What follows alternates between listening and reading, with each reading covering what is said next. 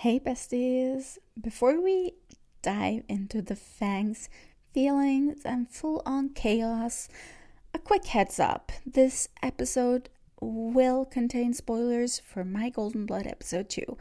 That means characters, plot twists, betrayals, and probably a few emotionally damaging moments.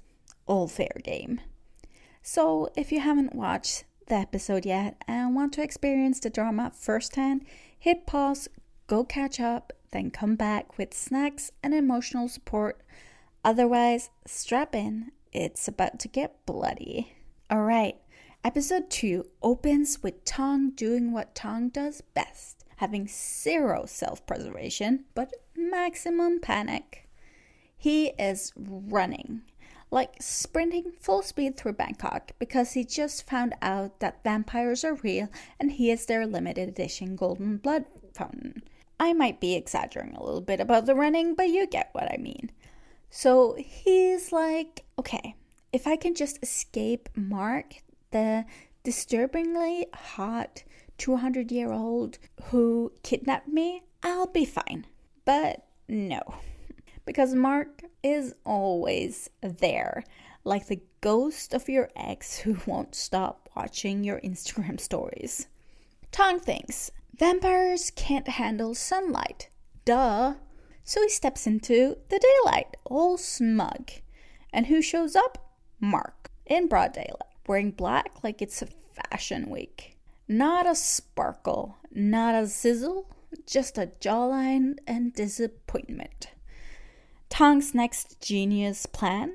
I'll get on a random bus and lose him in the city. Sweetie. Mark is literally waiting for him at the bus stop. He gets off and it's like, surprise bitch, I've been tracking you since sunrise. At this point, Tong realizes he is not escaping this man. Not with public transport, not with sunlight, not with the power of hope. So Tong goes home to his apartment like it's his safe space. He slams the door in Mark's face. He tells Tongclaw everything. They're real. Vampires are real. I met one. I think he's following. Also, maybe hot? And Tongclaw is like, bestie, are you okay? Because no one believes Tong, even though his vampire ex-roommate is literally outside the door. So Tong does what any sensible horror movie lead would do.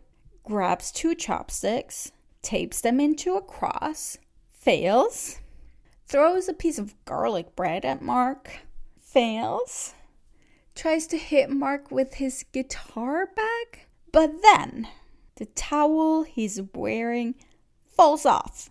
Yep, our boy flashes the vampire. He is standing there, but naked, weaponless, and still mad. Mark? Absolutely speechless.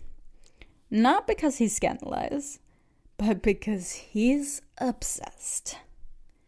Meanwhile, Mark is like, wait, since I tasted Tong's blood, I can smell, I can taste, the air doesn't just smell like dust and regret anymore. He's having a full-on sensory reboot. Tong, being the golden-blooded magical disaster he is, starts playing guitar for some reason, like it's date night. But then he cuts his finger on a guitar string, and suddenly Mark is on him. The thirst takes over. Mark grabs him, eyes yellow, fangs out, and then run. He yells at Tong to run, because he doesn't trust himself, and Tong, to his credit, actually runs. Tong's like, okay, I need help. Time to go to the police. Oh, honey. He walks into the station, shaking, probably bleeding, and explains everything. And the cop is weirdly calm. Too calm. Because guess what? The cop is a vampire too. Of course he is. Now Tong is locked in a room with him, vulnerable, alone. Again. But then Mark shows up, bursts in, saves Tong. Again. But not before a gunshot straight to the chest. several times. And this time, it's serious. He's on the ground, bleeding, whispering, "I will never drink your blood, I promise, I won't do it." And Tong is crying. The vampire is literally dying in his arms. And you're like, wait, is this it already? And then Tong, in his emotional panic, is sweating. A drop of his sweat falls on Mark's skin. And Mark heals instantly from sweat. His sweat is magical. Tong is just out there sweating vampire Gatorade. Episode 2 is unhinged in the best way. We've got bus stalking vampires, DIY religious weapons that fail, accidental nudity, best, guitar-related injuries, magical blood, and sweat. Mark is falling, Tong is confused, the cops are vampires, and now Tong's entire body is healing elixir.